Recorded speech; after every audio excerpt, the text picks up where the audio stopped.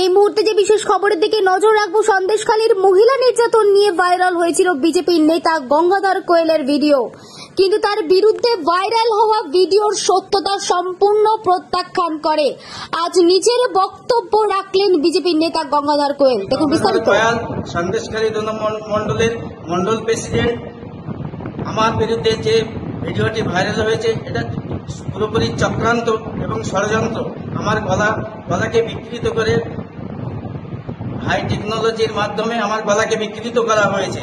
আমাকে এবং আমার দলকে এবং সন্দেশখালী মায়েরা যারা আন্দোলন করেছে তাদেরকে কালিমালিপ্ত করার জন্য এবং আমার বিরোধী দল নেতা শুভেন্দু অধিকারীকে কালিমালিপ্ত করার জন্য এটা তাদের চক্রান্ত। আমি সিবিআই ইনকোয়ারি দাবি করব। আমি সিবিআই এর কাছে যাব এবং আইপ্যাকের বিরুদ্ধে এবং অভিষেক ব্যানার্জির বিরুদ্ধে আমি পূর্ণ তদন্ত দাবি জানাবো, তারা যাতে শাস্তি পায়।